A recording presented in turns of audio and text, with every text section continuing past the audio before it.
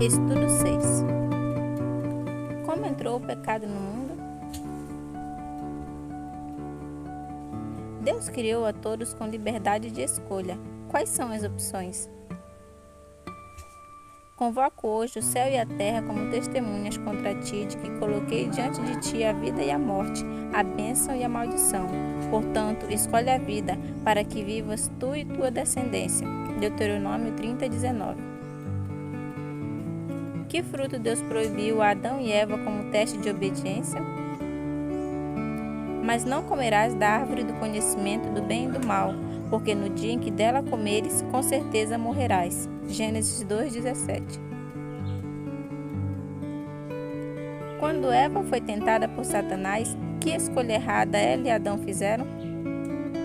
Então, vendo a mulher que a árvore era boa para dela comer, agradável aos olhos, desejável para dar entendimento, tomou do seu fruto, comeu e deu dele a seu marido, que também comeu. Gênesis 3:6. Quando Adão desobedeceu a Deus, quem passou a governar a terra? Já não falarei muito convosco, porque o príncipe deste mundo está chegando, e ele nada tem em comum comigo. João 14:30. Como o pecado de Adão afetou a humanidade?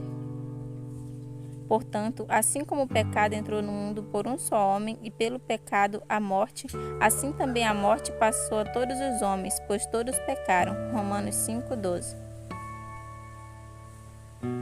O que mais o pecado afetou além do homem? E disse para o homem: porque deste ouvidos à voz da tua mulher e comeste da árvore da qual te ordenei, não comerás dela, maldita é a terra por tua causa, com sofrimento comerás dela todos os dias da tua vida. Gênesis 3:17. Pois sabemos que toda a criação geme e agoniza até agora, como se sofresse dores de parto. Romanos 8:22. Por que Deus criou o homem sabendo que ele iria pecar?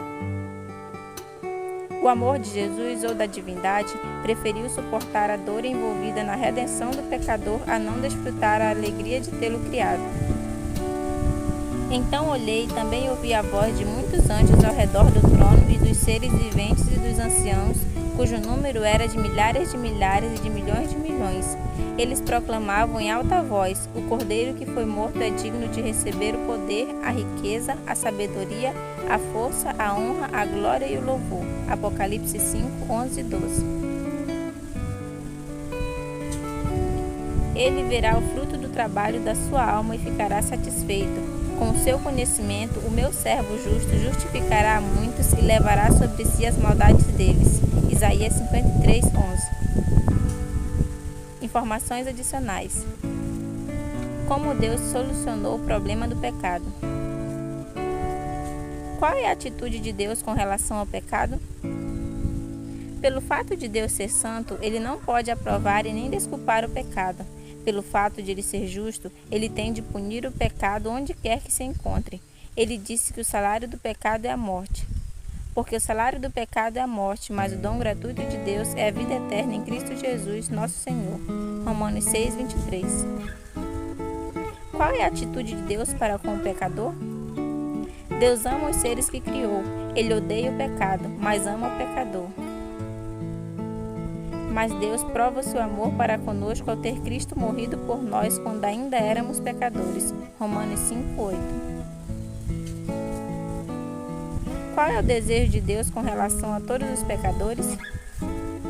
Deus quer que todos sejam salvos. Ele não quer que eles se percam. O Senhor não retarda a sua promessa, ainda que alguns a considerem demorada, mas Ele é paciente convosco e não quer que ninguém pereça, mas que todos venham a se arrepender. 2 Pedro 3:9. Qual o problema que surgiu com a entrada do pecado no mundo? O problema foi como Deus poderia salvar os pecadores e ainda permanecer justo ao fazê-lo. Para demonstração da sua justiça no tempo presente, para que ele seja justo e também justificador daquele que tem fé em Jesus. Romanos 3:26. Por que isso foi um problema? O amor de Deus queria a salvação dos pecadores. Diz-lhes: tão certo como eu vivo, diz o Senhor Deus, não tenho prazer na morte do ímpio, mas sim em que o ímpio se converta do seu caminho e viva. Convertei-vos, convertei-vos dos vossos maus caminhos. Por que morreríeis, ó casa de Israel? Ezequiel 33:11. Mas por causa da sua santidade, ele não poderia permitir a entrada de pecadores nos céus. Não sabeis que os injustos não herdarão o reino de Deus? Não vos enganeis, nem imorais, nem idólatras, nem adúlteros, nem os que se submetem a práticas homossexuais, nem os que as procuram, nem ladrões, nem avarentos, nem bêbados, nem caluniadores, nem os que cometem fraudes herdarão o reino de Deus. 1 Coríntios 6, 9 e 10. Na realidade, a justiça divina exigia que todos os pecadores morressem, como resultado de seus pecados. E como está ordenado aos homens morrerem uma só vez, vindo depois do juízo. Hebreus 9:27. Então o problema era este: como o amor de Deus poderia ser satisfeito sem violar sua santidade e justiça? O que teria acontecido se Deus não tivesse feito nada? Todos os pecadores teriam sofrido a morte eterna.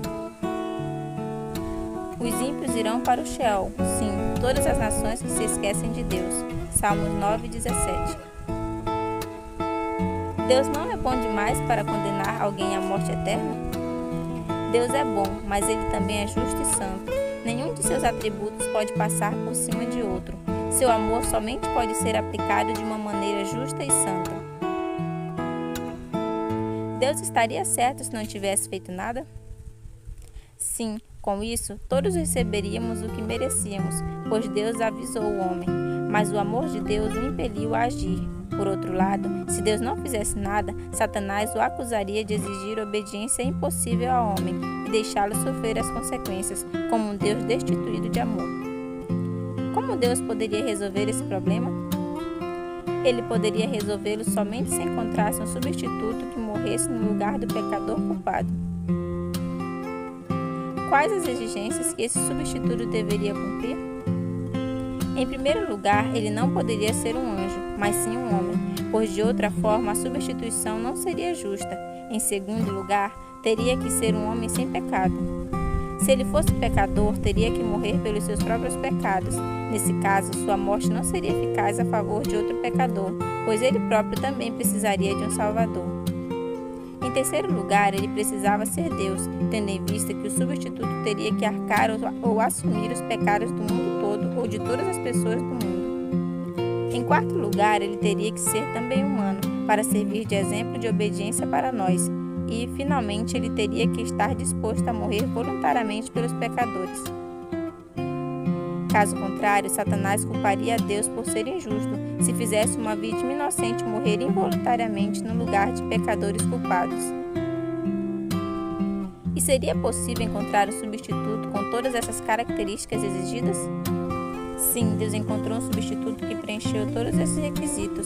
Foi a segunda pessoa da Trindade, Jesus Cristo, que voluntariamente se ofereceu como Deus homem para morrer no lugar da humanidade em meu lugar. Verdadeiramente, ele tomou sobre si as nossas enfermidades e levou sobre si as nossas dores, e nós o consideramos aflito, ferido por Deus e oprimido. Mas ele foi ferido por causa das nossas transgressões e esmagado por causa das nossas maldades. O castigo que nos traz a paz estava sobre ele, e por seus ferimentos fomos sarados. Todos nós andávamos desgarrados como ovelhas, cada um se desviava pelo seu caminho, mas o Senhor fez cair a maldade de todos nós sobre ele. Isaías 53, 4-6. Porque Deus amou tanto o mundo que deu seu Filho unigênito, para que todo aquele que nele crê não pereça, mas tenha vida eterna. João 3,16.